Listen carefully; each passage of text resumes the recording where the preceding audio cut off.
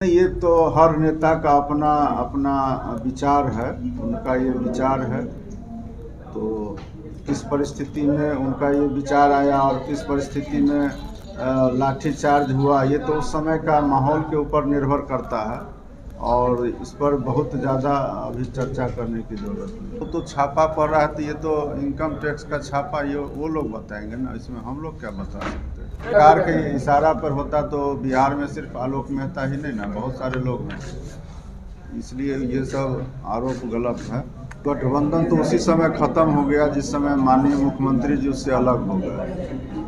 उसके बाद उस गठबंधन का न कोई महत्व है, न कोई औचित्य है और न उसमें कोई जान बचा हुआ है। उसी समय डेड हो गया जिस समय मुख्यमंत्री जी वहाँ से छोड़ दिए थे। नमस्कार, स्वागत आपका लाइव बिहार में। मैं हूँ आपके साथ है संजीव सिंह।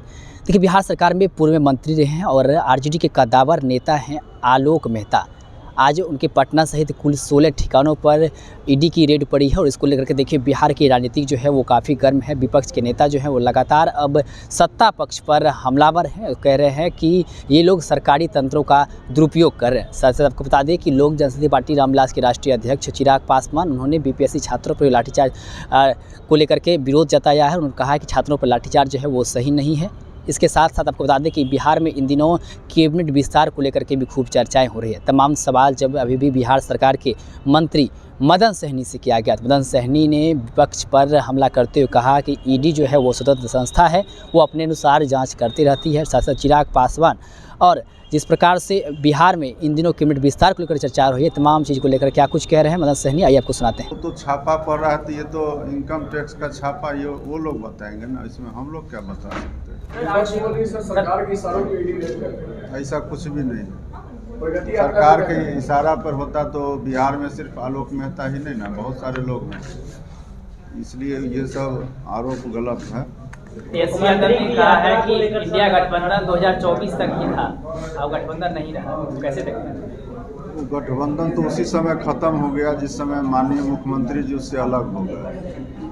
उसके बाद उस गठबंधन का न कोई महत्व है, न कोई औचित्य है और न उसमें कोई जान बचा हुआ है। उसी समय डेड हो गया जिस समय मुख्यमंत्री जी वहाँ से छोड़ दिए थे। यात्रा को प्रगति यात्रा को दुर्गति यात्रा ये प्रगति यात्रा बिहार के उन्नति के लिए है और लगातार माननीय मुख्यमंत्री जी बिहार में विकास का काम कर रहे हैं। महिलाओं का सशक्तिकरण से लेकर के दलित हो चाहे अति पिछड़ा हो, सभी के आगे बढ़ाने के लिए काम कर रहे हैं।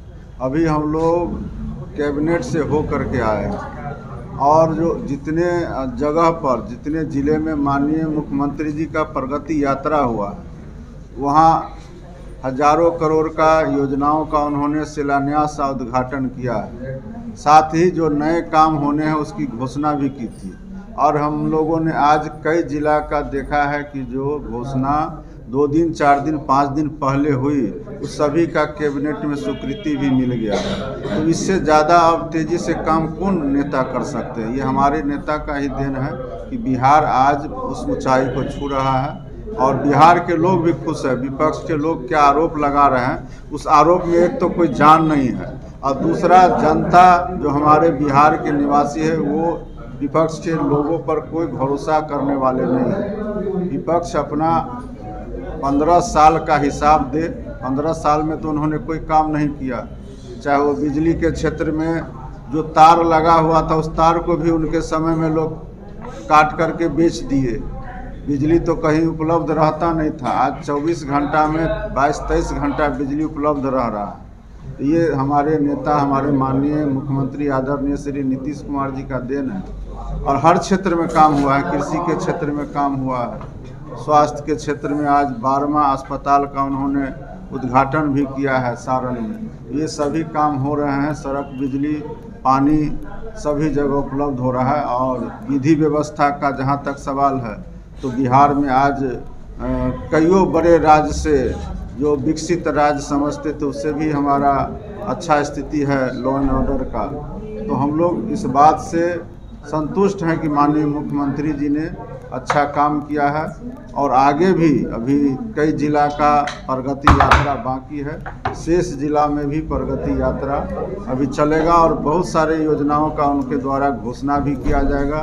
और घोषणा के बाद अभी जैसा हमने बताया आपको कि तुरंत में कैबिनेट में बहुत सारी योजना की स्वीकृति भी मिल गई है। तो ये किस तेज़ी से काम हो रहा है, अभी प्रगति यात्रा पूरे समाप्त भी नहीं हुआ और उस पर जो है सभी काम शुरू हो चुका है। कैबिनेट विस्तार को लेकर चर्चाएं हो रही है, क्या विस्तार? ये तो मुख्यमंत्री जी जब चाहेंगे तो कैबिनेट का विस्तार कर सकते हैं। इसकी जानकारी स्वयं मुख्यमंत्री जी के द्वारा ही दिया जाएगा और इसका अधिकार उन्हीं को प्राप्त है और जब होना होगा तो हो जाएगा, इसमें क्या दिक्कत है। सर, कल चिराग पासवान का एक बयान था कि छात्रों को लाठीचार्ज बहुत गलत है, मैं इसके पक्षधर में नहीं, क्या कहेंगे? नहीं, ये तो हर नेता का अपना अपना विचार है, उनका ये विचार है।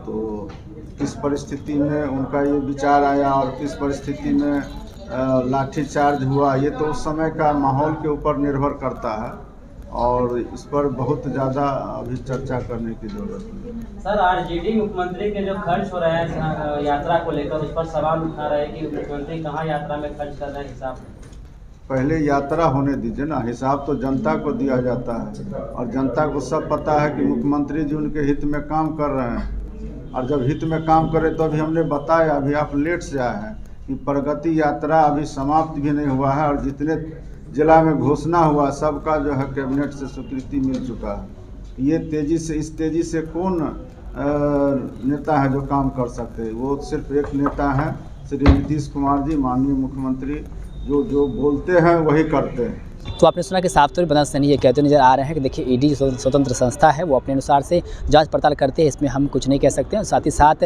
चिराग पासवान के बयान को लेकर उन्होंने कहा है कि सबकी अपनी अपनी राय होती है इसमें। हालांकि यूपीएससी के छात्र जिस प्रकार से लाठीचार्ज हुआ उसका समर्थन बदन सैनी भी नहीं करते हैं। साथ साथ कैबिनेट विस्तार को लेकर के भी हमने सवाल किया, उन्होंने साफ साफ कहा है कि देखिए ये सब जो है मुख्यमंत्री सब जानेंगे, हमारे वरिष्ठ नेता इसके बारे में बताएंगे क्या कुछ करें। तो हम चीज़ को लेकर के मदन सहनी वो आप सुन रहे थे। आप भी अपनी राय प्रतिक्रिया हमें कमेंट बॉक्स के माध्यम दे सकते हैं। आप देख रहे थे लाइव बिहार, आप सभी का बहुत बहुत धन्यवाद। बिहार बोर्ड 10वीं 12वीं परीक्षा की डेट शीट आ गई है। क्या आपकी तैयारी अभी अधूरी है? घबराने की कोई जरूरत नहीं। आ गया है read and pass, quick reviser crash course book जो दे आपको परीक्षा के लिए वीवीआई प्रश्नों की अल्प समय में बेहतर तैयारी। प्रकाशक भारतीय भवन, खजांची रोड, पटना।